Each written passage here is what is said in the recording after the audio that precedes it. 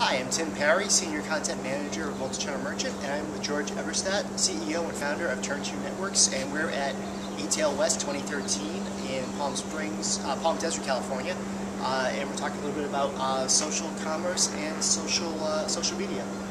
So George, about just 2 to 3 years ago at this very show, the buzz around social commerce was you have to have a Facebook store, and almost immediately after that, major retailers were getting rid of those Facebook stores. Is social media as a sales channel dead? Yeah, it's a good question. That turned out to, that way, like other social tools, like Shop Together. It seemed exciting, it went away, but I don't think that the social as a channel for brands and stores is a bad idea. It's just a matter of getting it right. I think the analogy is to television, right? Where television is still the best medium for brands to tell in a moderately long format, a 30-second format, their story, and get the message across in their own voice. But late night television, you can sell directly on late night television. And I think what happened with social media was stores and brands looked at it and said, "Hey, great, this is like late night television all day long." And they discovered it wasn't. But I think there are, selling direct on TV works for certain kinds of products and a certain time of the day, late at night. But it doesn't work, during prime time when everyone's sitting around with their family. They don't want to be interrupted and go out and pick up the phone and order ginsu knives. So I think the same thing's that's how social media is going to play out. It's a great channel for getting a brand message across in an innovative, interactive way. Most of the time it's not right for direct selling, but for certain products and certain ways it can work for direct selling. Customer reviews for a while had been almost the state of the art for social media. Did the innovation kind of end there, or is there anything coming up on the horizon? Yeah. This is sort of the on-site part of social commerce, not what happens on the social networks, but what happens on the storefront.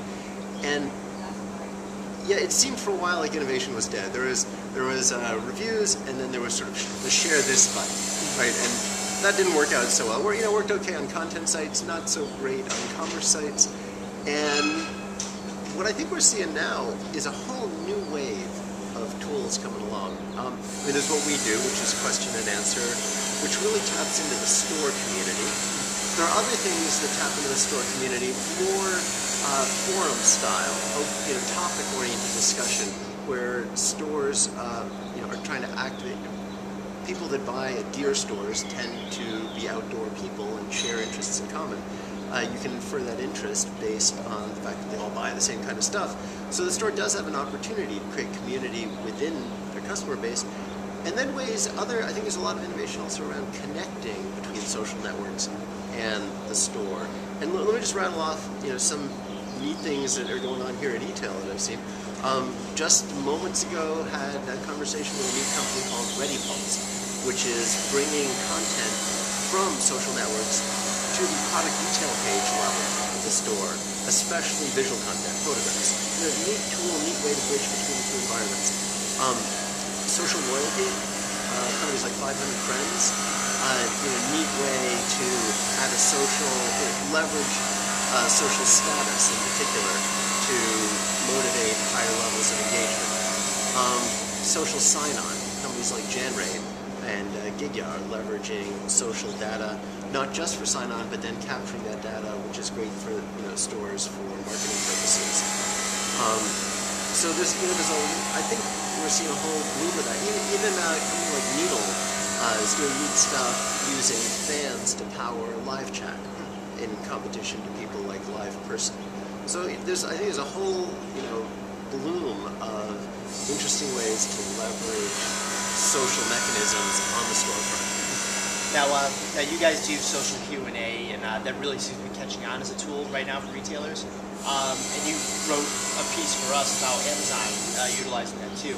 Now, does Amazon's introduction of social Q&A, when Amazon introduces something, does that kind of help validate that? Does that make this like the next big social tool now? Well, certainly I hope so. But in addition to hoping so, I believe so. It's been perking. Amazon was way ahead of customer reviews. And even the people like Bizarre Voice and Power Reviews, great, reviews products, in their origin story will say, we saw Amazon offering this and thought other merchants would want it too. That's not what's happened in Q&A. Amazon was not the first out of the gate with that. But nobody has the resources that Amazon has. Not just the development resources to build pages, but the data to see what really works. They test stuff out. I don't know what went on behind the scenes before they rolled this out, but they rolled this out really broadly across the site.